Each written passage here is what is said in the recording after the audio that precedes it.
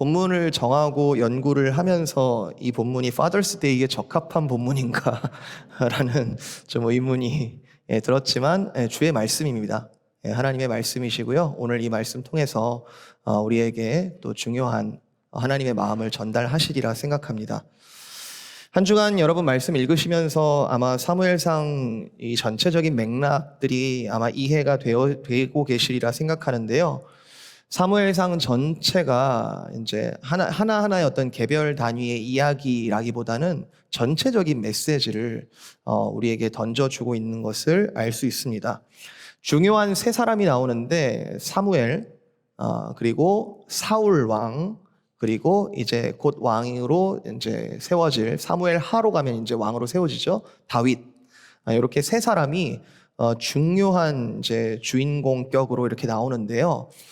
성경의 이야기가 대부분 그러한데 히든 프로타고니스트, 그러니까 숨겨진 주인공이 계십니다. 성경 어디를 펼쳐봐도 표면적으로 보이는 사건들이 있지만 그 뒤에 우리 믿는 자들은 이 성경을 대할 때에 그 뒤에 숨겨진 주인공이 계시다라는 것을 우리가 알 수 있습니다. 하나님이시죠? 하나님.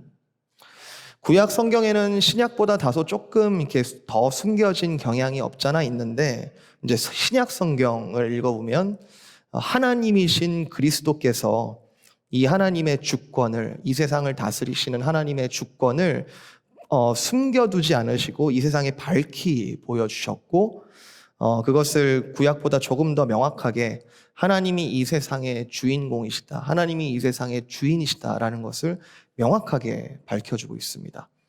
지금 우리는 신약시대에 살고 있죠. 우리는 예수님이 이 땅에 오신 이후로 신약시대에 살고 있기 때문에 사실 엄밀히 말하면 지금 우리가 살고 있는 이 시간도 오늘 파더스 데이에 이렇게 예배를 드리고 있는 이 시간에 이 주인공은 역시 내가 아니라 하나님이십니다.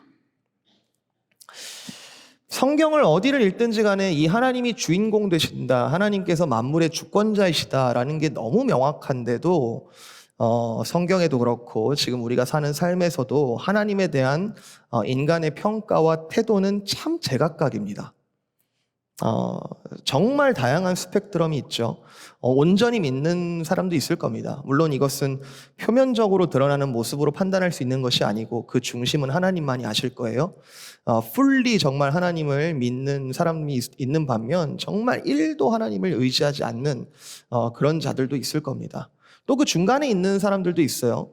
사사기나 이 사무엘 상에서의 이스라엘의 모습은 하나님을 온전히 믿는 모습에는 좀 부족하면서도 그렇다고 안 믿는다라고 할 수 없는 굉장히 혼재되어 있는, 부분적으로 하나님을 믿고 있는 그런 모습들이 섞여져 있는데, 그렇게 여러 가지 스펙트럼이 있다 하더라도 결국에는 둘로 나눠집니다.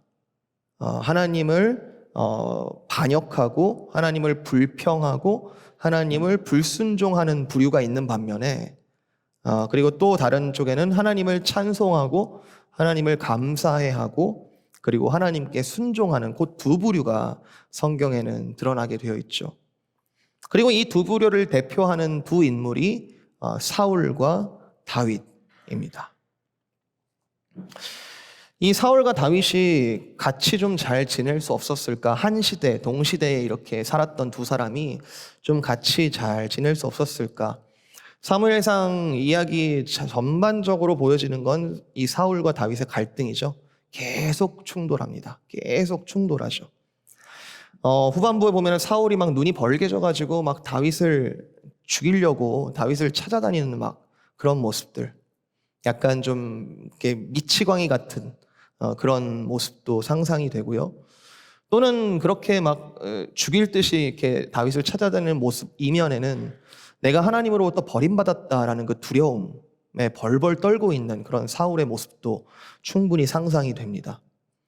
그리고 그 반대쪽에 있었던 다윗은 그러면 항상 해피하고 항상 어떤 은혜 가운데 막 찬송이 끊이지 않고 그런 삶을 살았겠는가? 다윗은 내면적으로는 하나님을 찬양하면서 살았을 겁니다. 그렇지만 다윗의 삶은 계속해서 도망을 다니는 삶이죠. 계속 도망을 다니죠. 아마 시편의 많은 다윗의 시들은 이 도피 생활 중에 아마 쓰여졌을 거라고 생각합니다. 도망 다니던 중에 정말 다윗의 도망이 결코 쉽지 않다는 것을 우리는 시편을 봐서도 그렇고 이 사무엘상을 읽어가면서 정말 다윗의 삶이 기름 부음 받은 왕의 사람인데 참 쉽지 않았구나라는 것을 잘 알 수 있습니다. 내가 언제까지 이렇게 살아야 되지? 내가 언제까지 이렇게 살아야 되지? 기름 부음 받은 거 확실하고 하나님께서 나 왕으로 세우신다는 거 확실한데 내가 언제까지 이렇게 도망 다녀야 되지? 왕으로 기름 부음 받았다는 사실은 확실한데 상황은 하루살이 같은 인생을 지금 살아가고 있습니다. 나중에 이제 후반부 가면은 비전도 막 흔들려요. 내가 이스라엘의 왕으로 부름받았다는 거 다윗이 모르지 않는데 블레셋 이스라엘의 영원한 적이 되는 그 블레셋으로 가서 망명을 신청하죠. 내가 이스라엘 사람임을 내가 포기하겠습니다. 내가 블레셋 사람으로 살겠습니다. 라고 망명을 신청하는 상황까지 이어집니다.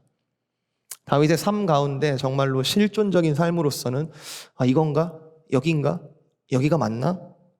하나님께 매번 묻는 것도 막 지치고 사울의 추격도 점점 이렇게 조여 들어오는, 점점 집요해지는, 말 그대로 이 사무엘상 후반의 다윗의 삶은 굉장한 불안함의 연속인 것이죠.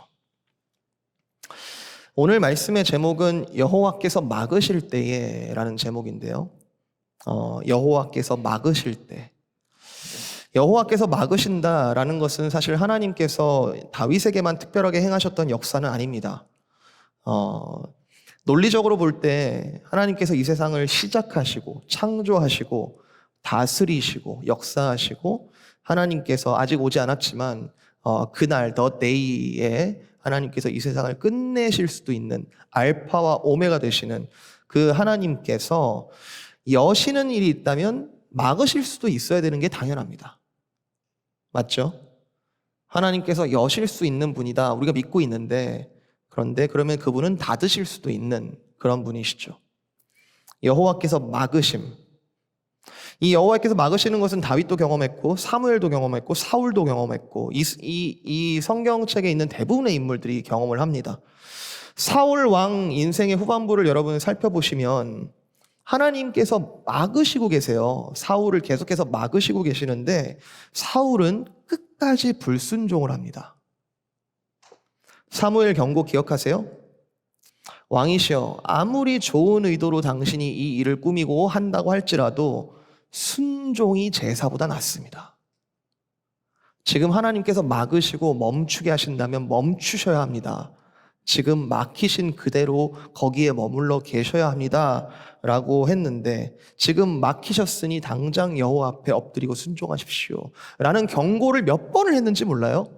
그런데 사울 왕은 끝까지 불순종을 하고 그 막으시는 하나님께 마지막까지 반역을 합니다. 하나님께서 막으셨다, 하나님께서 막으신다, 여러분 그런 일 경험해 보신 적 있으십니까? 하나님께서 나를 지금 막으신다. 함부로 할 수 있는 말은 아니라고 생각합니다. 함부로 해석할 수 있는 이야기도 아니고요. 그리고 특별히 남에게 말할 때는 더더욱 조심해야 되는 말이라고 생각합니다. 그렇지만 이번 묵상을, 이 본문을 묵상하면서 이런 생각이 들었습니다. 하나님이 막으신다는 것은 그 자체가 하나님의 은혜가 아닐까? 우리가 자녀가 엇나갈 때 부모가 막는 것은 너무 당연하다고 생각을 하면서 어린아이가 막 그 물이 펄펄 끓는 주전자에 막 손을 갖다 대려고 막 이렇게 갖다 대면은 엄마가 그걸 탁 쳐가지고 이렇게 못 만지게 막는 것이 부모의 사랑 아닙니까? 그 자체가 사랑 아닙니까? 그런데 하나님이 나를 막는 것, 지금 나를 왜 막으시는지, 나를 막는 것은 있을 수 없는 일이라고 여기는 것은 대단한 교만이 아닐까?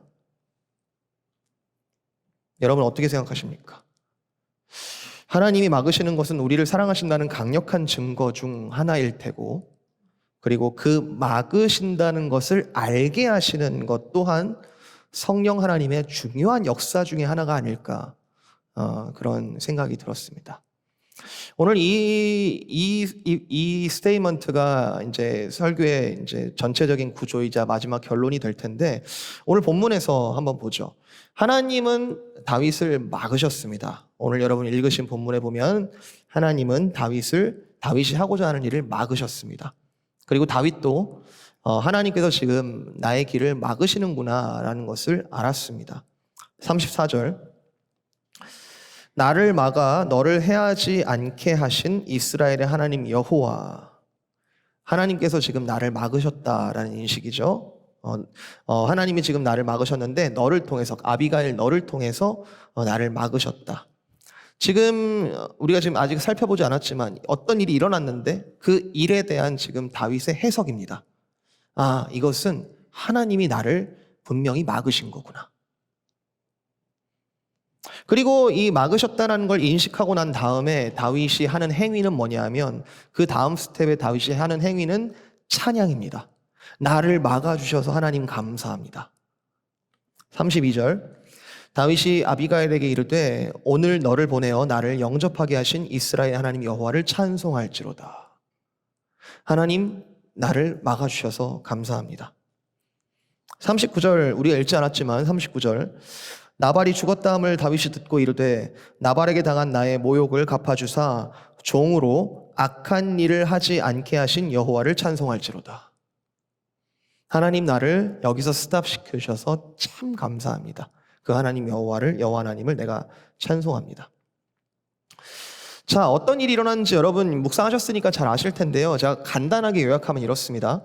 그 홀로 막 도망하기 바빴던 다윗에게, 홀로 도망하기도 굉장히 숨기도 바빴던 그 다윗에게 일종의 세력이 모입니다. 일종의 이 다윗에게 사람들이 모이는데요.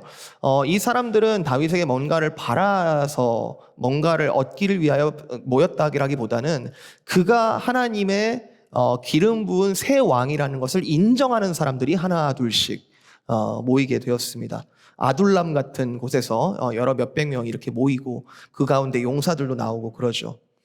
신기하게도 당시 왕은 다윗이 아니고 사울 왕인데, 사울 왕의 영향력이 전 이스라엘에 뻗쳐져 있는데, 그러니까 걸리기만 하면 지금 다윗이 죽을 수 있는 그런 상황인데, 그럼에도 불구하고 하나님께서는 이제 새로 기름 부으신, 그러나 아직 도망자로서 아무것도 할 수 없을 것 같은 이 다윗에게 나중에 다윗이 왕 위에 올랐을 때가 아니라 지금 이 순간, 이럼에도 불구하고 지금 이 상황 속에서 이면적인 왕의 역할을 수행하게 하고 계시는 중입니다. 여러분, 이거 이해되세요? 아직 왕으로 즉위하지 않았는데, 그리고 지금 엄청난 갈등 속에 하나님을 믿지 않는 사람들은 아마 이게 정치적인 갈등이라고 생각했을 거예요.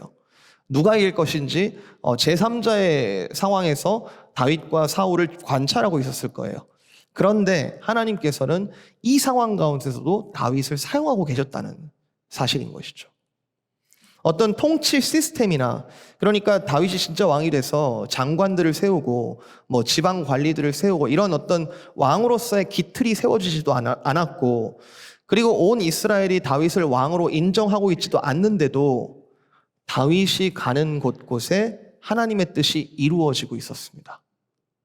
가는 곳마다 승리하더라. 하나님이 함께 하심이죠. 적은 무리라도 진짜 왕의 통치가 지금 이루어지고 있는 중, 다윗은 지금 하나님께서 자기를 어디로 인도하시든지 간에 거기서 사울을 만날지 또 자기가 잡힐지 두려움도 한편 있지만 가는 곳곳마다 하나님께서 부르시는 그 소명을 감당하고 있는 중입니다. 갈멜이라는 곳에 도착을 했는데 거기에는 나발이라는 부자가 있었습니다. 그 부자, 이 당시 주요 이제 생산하는 경제 활동의 주요 원리는 목축이죠. 이스라엘의 경제 활동의 제일 주요한 산업은 목축인데, 목축은 뭡니까? 이 양들을 그리고 가축들을 엄청나게 많이 거느리고 있으면 부자인 거예요.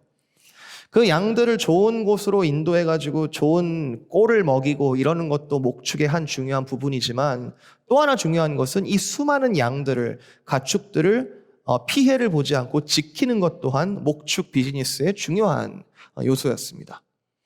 마침 그 나발이라는 그 거부가 있었던 그곳에 다윗이 나발의 가축들을 이렇게 잘 지켜주었다. 여러분, 다윗이 이 부자인 것을 알고, 나발이 부자인 것을 알고 일부러 뭔가를 기대하고 지켜줬을까요? 뭔가 좀 떨어지는 게 있겠지. 뭔가 좀 이렇게 부자들을 잘 도와주면은 나한테 좀 떨어지는 게 있겠지. 근데 다윗이 지금 현재 어떤 불완전한 인간으로서가 아니라 사울과 대비되는 하나님께서 진정으로 세우신 왕이라는 측면을 우리가 고려해 볼 때 다윗은 어딜 가든지 지금 하나님의 뜻대로 행하고 있는 중입니다. 모세 율법에 이런 말이 있어요. 가난한 자라고 해서 그 송사가 걸렸을 때, 재판이 걸렸을 때 가난한 자라고 해서 두둔해 주지 마라. 가난한 자라고 해서 더 봐주지 마라. 하나님의 뜻대로 공평하게 행하라. 부자이든 가난한 자이든. 공정하게 서 있는 자리에서 아마 다윗은 자신에게 주어진 지금 현재 보여지는 그 양들, 이게 누구 것인지 상관없어요. 이 이스라엘의 백성 거라면 지킬 의무가 있는 거예요, 다윗은. 지금 자기에게 보여지는 이 양들을 이스라엘 백성의 한 사람을 지키듯 아마 자기 힘을 다해서 지켰을 겁니다. 그리고 나서 사심 없이 나발에게 요구를 했을 겁니다. 어떤 일을 하고 나서 레이버에 대해서 이렇게 견적서를 준 게 아니에요. 내가 하나님 나라의 원리로 내가 서 있는 이곳에서 지금 너의 양들을 내가 최선을 다해서 지켰던 거 네가 알지 않느냐. 나는 사랑과 선함으로 너에게 이렇게 대했고 너도 사랑과 은혜로 자원하여 지금 내게 있는 이 소년들을 네가 좀 채워줬으면 좋겠다. 여러분, 이건 구걸도 아니고 협박도 아닙니다. 있는 그대로 정말 하나님 나라의 원리를 요구한 것이죠. 나발이 거절합니다. 10절, 11절 우리가 안 읽었지만 10절, 11절 이런 데 보시면은 철저하게 모욕합니다. 다윗을 철저하게 모욕해요. 뭐에 비유하냐면 요즘에 들어보니까 각기 주인에게서 억지로 떠나는 종이 많도다. 다윗? 지금 사울이라는 주인을 거슬러서 떠난 종 아니냐, 도망친 종 아니냐. 철저하게 모욕을 하죠. 주고 싶은 마음이 1도 없습니다. 나눠줄 마음이 1도 없어요. 성경은 이 나발에 대해서 3절 같은 데 보시면 완고한 사람, 행실이 악한 사람이라고 표현하고 있고 25절에 보시면 이 나발은 불량한 사람, 그리고 미련한 사람이라고 표현하고 있습니다. 우리가 어떤 꽃이라도, 어떤 작은 존재라도, 사람이라도 우리가 어떤 한 단어로 그 사람 그런 사람이야, 그 사람 이런 사람이야, 그 사람 이런 놈이야, 이렇게 한 단어로 표현하는 것이 굉장히 위험하고 어려운 일인데, 그럼에도 성경에서의 이 에피소드의 목적은 이 두 부류의 사람을 극적으로 지금 비교하고 있는 거죠. 하나님의 뜻을 쫓아 선함으로 최선을 다해서 사는 사람과 자신의 탐욕이 드러나고 악함으로 이것을 갚는 사람의 지금 충돌, 그 관계를 지금 보여주고 있는 거죠. 나발은 분명히 지금 여기서 악한 마음, 그러니까 내 재산을 나눠주고 싶지 않은 아주 탐욕이 중심이 되어서 거절을 하고 있는 거고요. 그리고 안 읽었지만 하인들, 이 나발의 하인들도 우리 주인이 굉장히 불량한 사람이다라는 것을 알고 있었습니다.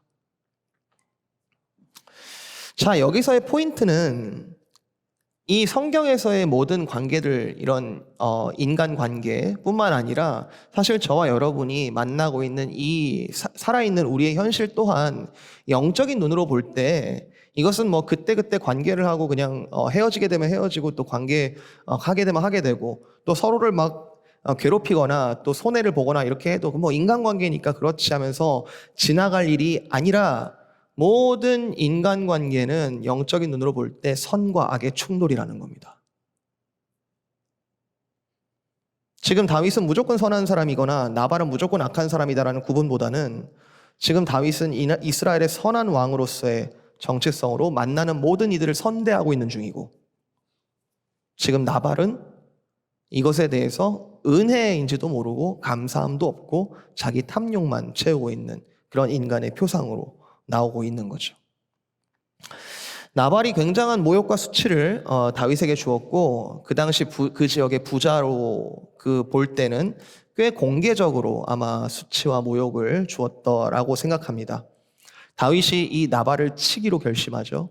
이 나발을 치기로 결심을 하는데 이것은 개인적인 복수심으로 치기로 했다라고 결정하기보다는 정말 하나님의 뜻대로 이 나발을 악으로 지금 대표되는 이 나발을 심판해야겠다라는 결정으로 보여집니다. 여러분, 힘이 훨씬 센 사람이 힘이 약한 사람을 칠 때는 아무 걱정이 없어요. 치면 되니까요. 근데 힘이 약한 사람이 힘이 큰 사람을 칠 때에는 굉장한 결심과 굉장한 준비가 필요합니다. 우리가 사무엘상 읽어보면 다윗이 가는 곳마다 승리했다라고 하니까 그냥 싸우기만 하면 다윗이 이기는 거구나, 치트키구나, 완전 이렇게 생각할지 모르겠지만 지금 다윗은 자기를 따르는 무리들에게 식량도 원조가 잘 안 되는 굉장히 힘든 상태입니다. 그러니까 싸움을 걸었다가는 나발에게 오히려 싸움을 질 수 있는 확률이 훨씬 더 높은 상황이에요. 그런데 다윗이 가는 곳마다 승리했다는 것은 하나님의 은혜죠. 말 그대로 하나님의 은혜죠. 그런데 다윗이 지금 나발을 쳐야만 한다라고 결정하는 이유는 단 하나의 이유는 이것은 악이기 때문에, 이것은 선대함을 악으로 갚은 자이기 때문에 내가 지금 가진 것, 내가 가진 병력과 상관없이 이 악을 내가 대적해야 하는구나, 콜링으로 받아들인 거죠. 내가 하나님의 이름으로 내가 이 나발을 내가 심판해야겠다.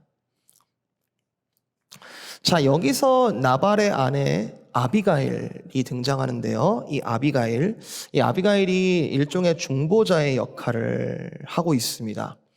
아비가일, 우리 미국의 이제 미국인들도 그 이름 많이 쓰죠. 아비가일이라는 이름을 종종 우리가 듣게 되고 좋은 이름으로 이렇게 사용하는 거를 알 수 있는데 이유가 있어요. 좋은 뜻을 가지고 있으니까요. 이 아비가일은 3절에 보면은 총명하고 용모가 아름다운 여자다. 그러니까 아름답다라고 하면 일단 좋아하시는 것 같아요. 아름답다라고 하면 일단 그 이름 좋은 거구나. 그래서 아비가일 좋은 이름인데 하면서 총명하고 용모가 아름답다. 근데 여기서 어떤 총명함, 지혜로움, 현숙함, 이것은 잠언 31장의 현숙한 여인하고 굉장히 오버랩이 되죠. 어떤 고운 것도 헛되고 아름다운 것도 헛되나 오직 여호와를 경외하는 여자가 칭찬을 받을 것이다. 잠언 31장 말씀인데요. 그런 부분에 더 포커스가 되어 있는 캐릭터가 이 아비가일입니다. 우리가 궁금증이 생겨요. 이 총명하고 아름답고 굉장히 축복을 많이 받은 것 같은 이 여자가 왜 이런 남편하고 살고 있지? 왜 이런 가정에 살고 있지? 어쩌다가 이렇게 살고 있지? 성경은 더 깊이 설명을 하지 않으니까 이 아비가일의 이런 여정, 인생의 여정에 대해서 우리가 추측할 수밖에 없고 많이 상상으로 생각해 볼 수밖에 없는 지점인데 저는 이 아비가일의 인생 또한 하나님의 일종의 막으심이 있었다라고 생각합니다. 이유는 잘 모르겠고 어떤 양상으로 펼쳐져 와 있는지는 모르겠지만 이 아비가일은 자신의 총명함과 아름다움에도 불구하고 어떤 일종의 하나님의 막으심을 경험하고 있는 것으로 보여집니다. 이 막으심으로 인한 인생의 짐 굉장히 무거웠을 것이고요. 남편의 악행을 잘 알고 있었을 것이고 남편의 불량함을 잘 알고 있었을 텐데 아마 지금 이 벌어진 일 말고도 아마 많은 일들을 수습해 왔을 것입니다. 그런데 중요한 것은 이 아비가일은 이 하나님의 일종의 막으심 속에서도 하나님의 주권을 인정한 여자였다는 것이죠. 그 증거는 이 아비가일이 하나님의 주권을 인정했다는 증거는 그 다윗의 기름 부음 받은 것을 인정하고 있고 그리고 그 상황에서 내가 지금 어떻게 이 상황을 해석하고 어떻게 결단해야 하고 어떻게 행동해야 될지를 분명히 알았다는 것 그리고 그렇게 실행했다는 것. 지금 아비가일은 단순히 남편이 미워서 남편이 싫어서가 아니라 하나님의 주권을 인정하면서 이 행동을 하고 있습니다. 다윗을 왕으로 인정합니다. 나발이 지금 다윗을 모욕하며 거절했던 그것을 급히 준비해서 다윗을 찾아갑니다. 다윗 왕이여, 내 주여, 당신이 옳습니다. 당신의 요구가 정당합니다. 보소서, 우리 남편 나발만 있었을 때는 내가 그때 없었습니다. 내가 그 얘기 못 들었습니다. 그러나 내가 지금 이렇게 뒤늦게라도 이렇게 준비해 왔습니다. 당신의 요구가 참으로 선하고 옳습니다.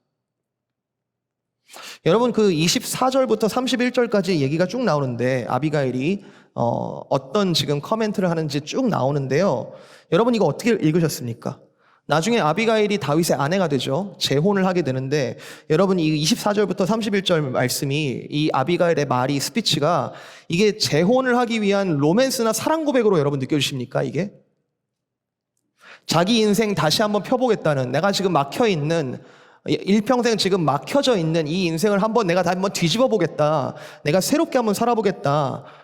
그렇게 계산된 멘트입니까 이게?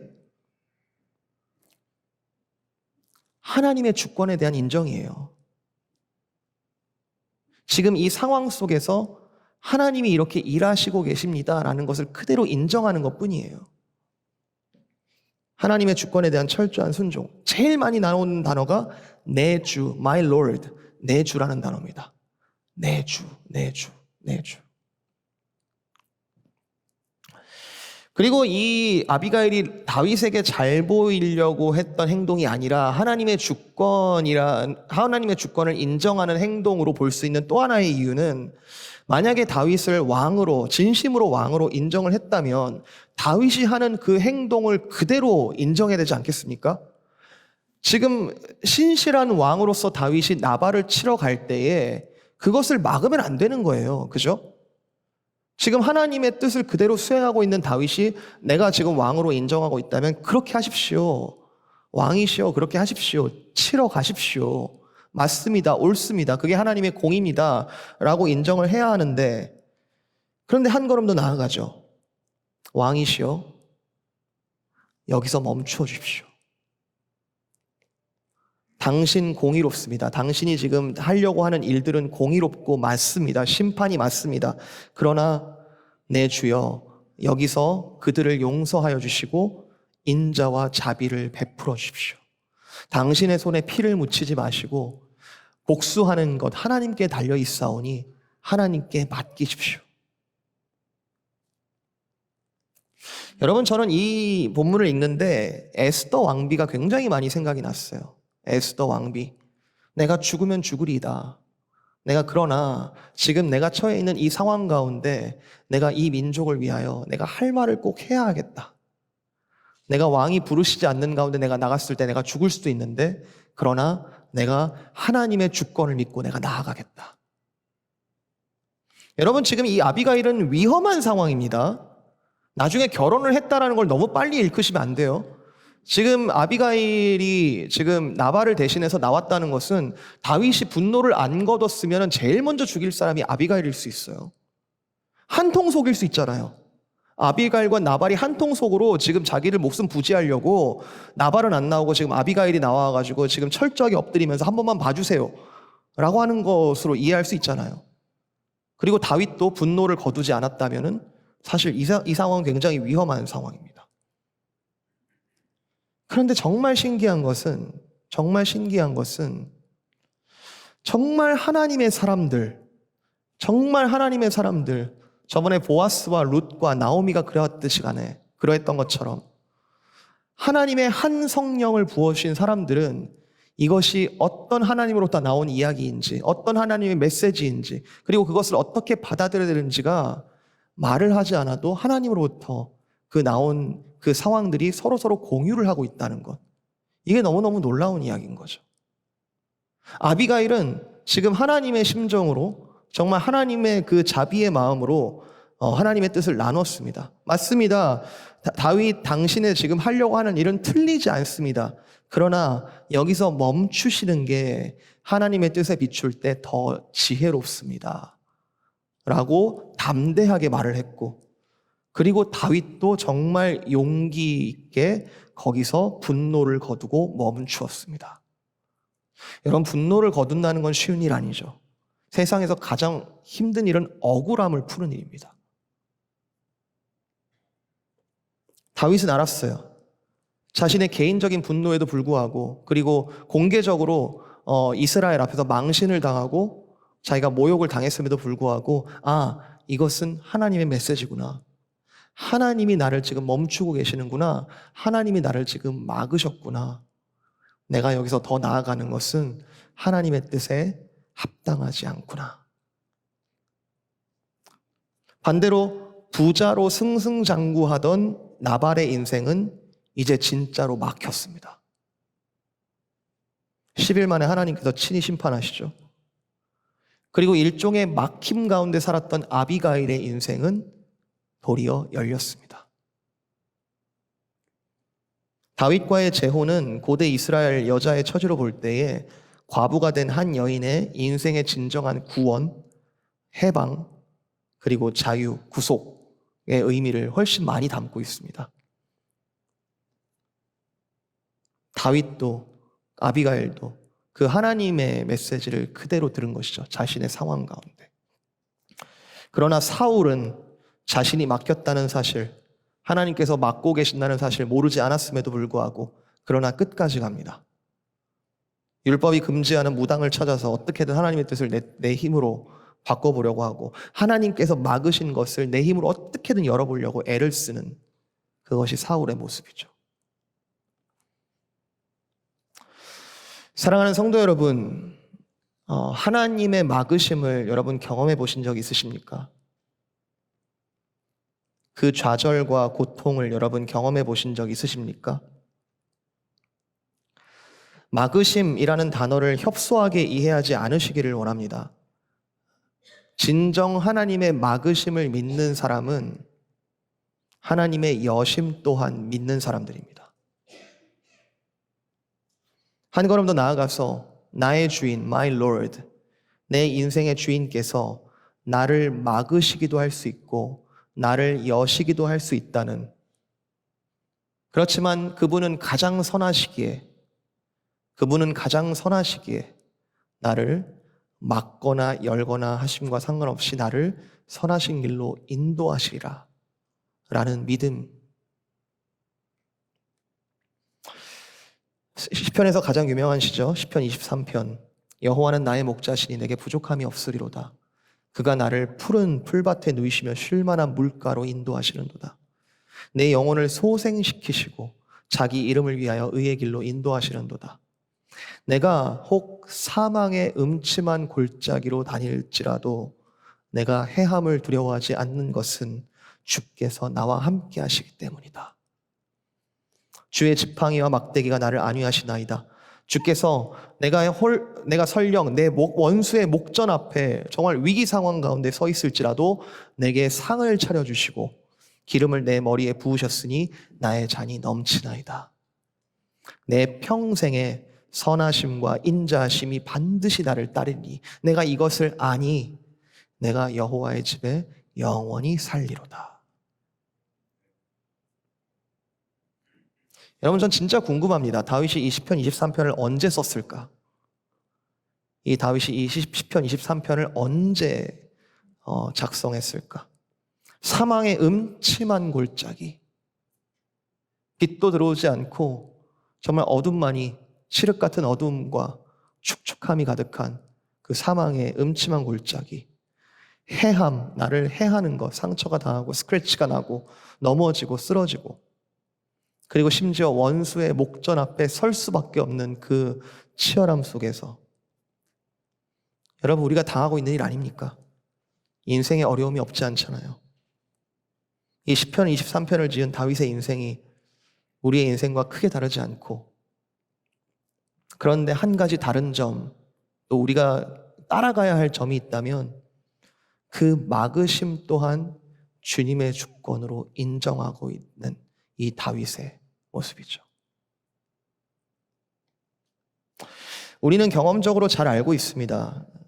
막혔을 때 가장 큰 성장이 있죠. 다윗의 인생이 그랬고요. 앞으로 자신을 통하여 하나님께서 통치하실 그 나라의 왕의 역할에 대해서 철저하게 지금 배우고 있는 트레이닝의 기간. 이스라엘의 광야의 시간이 그랬습니다. 단 한 달도 안 돼서 바로 갈 수 있는, 다이렉트로 갈 수 있는 그 가나안 땅인데 40년을 하나님께서 돌고 돌게 하셨던 그 막으신 시간은 이스라엘이 제사장 나라가 되어가는 시간이었습니다. 돌아보니까 막힌 줄 알았는데 돌아보니까 오히려 열어주고 계셨음을 나중에서야 나의 믿음의 눈이 열렸을 때야 알게 되는 경우가 굉장히 많죠. 물론 이것을 이렇게 너무 쉽게 일반화하고 나의 삶의 일부로부터 어떤 전부가, 이 믿음이 전부가 되어지고 교훈이 되기까지는 정말 엄청난 시간들, 또 수많은 감정들, 여러 깊은 무게들이 있음을 잘 알고 있습니다. 그렇지만 결국에 그리스도인들의 믿음이란 너는 내 것이다 라고 말씀하시는 하나님의 주권을 인정하는 믿음입니다. 그 하나님의 막으심조차 인정하는 행위가 바로 그리스도인들의 믿음입니다. 그리스도인의 삶의 진짜 소망은, 진짜 삶의 태도는 하나님의 주권으로부터 나오는 것이죠. 내가 평가할 수 있는 것이 아니라 하나님이 그렇게 하시겠다고 하셨기 때문에 그것을 그대로 믿는 믿음 안에서 나의 소망이 생기는 것이죠. 칼빈주의, 리폼드, 개혁주의의 힘은 여기에 있습니다. 하나님의 주권. 하나님의 주권은 결코 성도를 패시브하게 만들지 않고요. 하나님의 주권은 오히려 이 아비가일과 같습니다. 아비가일처럼 어떠한 상황에 있든지 자기가 지금 가정적으로나 지금 상황적으로나 막힘 가운데 있을지라도 그 하나님의 주권을 믿기에 자유롭게 그 뜻을 적극적으로 믿으며 살아가는 사람들. 하나님의 주권이라는 백을 믿으며 진짜 해야 할 말을 꼭 하는 사람들, 그리고 진짜 해야 할 행동을 믿음으로 하는 사람들, 그리고 하나님보다 내가 앞서지 않고 멈춰야 할 것을 아는 사람들. 역사상 이스라엘의 가장 이상적인 왕이 다윗이죠. 다윗인데 이 다윗은 예수 그리스도의 예표이자 모형입니다. 결국 우리의 가장 큰 모델은 예수 그리스도죠. 우리 인생의 여러 가지 막힘, 막으심, 우리 인생의 궁극적인 막으심은 예수 그리스도께서 대신 막히시고 우리를 열어주신 것 아닙니까? 제9시쯤에 예수께서 크게 소리질러 이르시되 엘리 엘리 라마 사박다니 하시니 이는 곧 나의 하나님 어찌하여 나를 버리셨나이까 하는 뜻이라. 그가 아버지로부터 막히시고 우리를 열어주셨습니다. 그가 막힘으로 우리를, 하나님과 우리 사이에 막힌 담을 열어주셨습니다.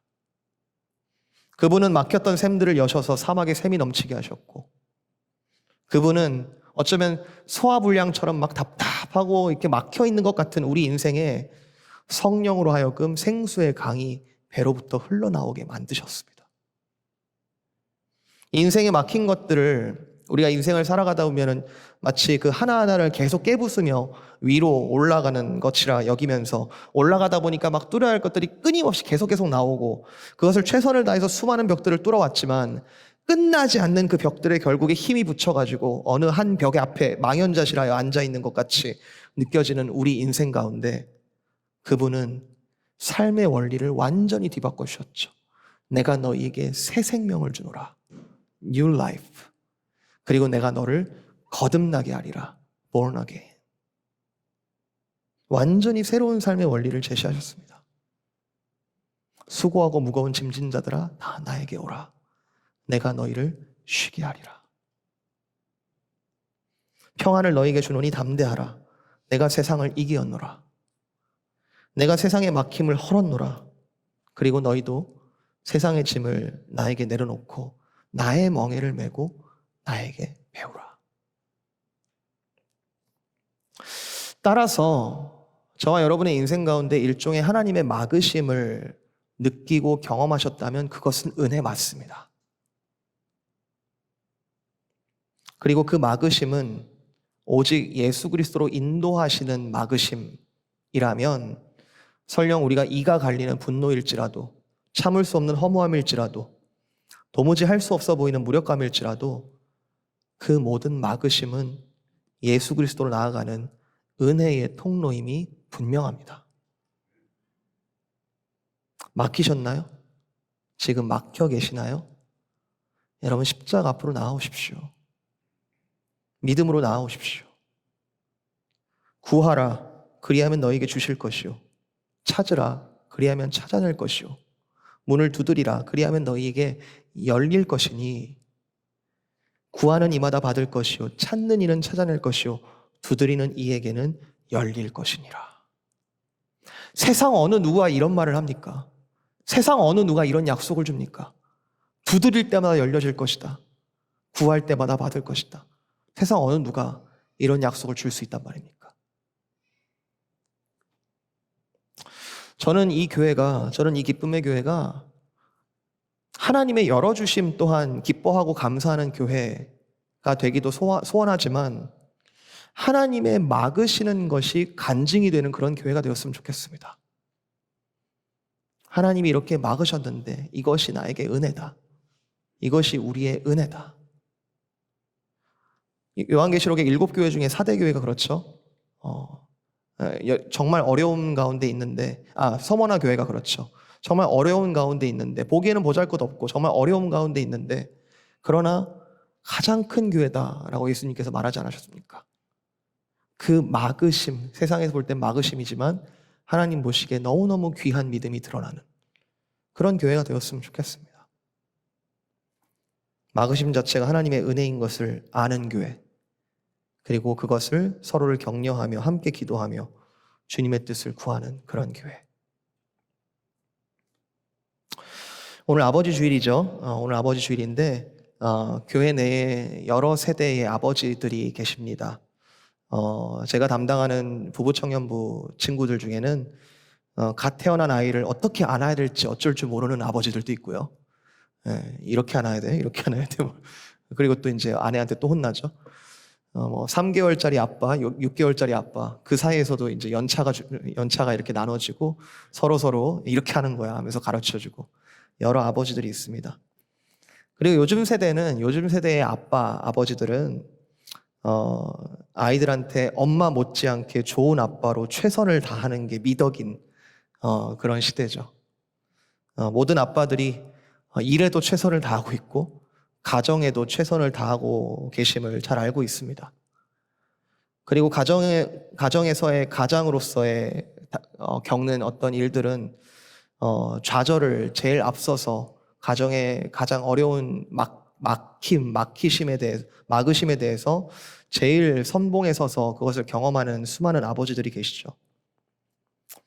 저도 IMF 시절에 아버지께서 부도수표 한 장 받고 술도 잘 못하시면서 포장마차에서 새벽까지 계시다가 온 세상이 무너진 듯한 표정으로 집에 들어오셨던 아버지의 표정이 잊혀지질 않습니다.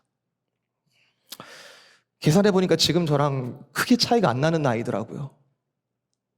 정말 이 땅의 아버지들이 수많은 막힘들을 뚫어오셨 것에 대해서 정말로 존경을 표합니다.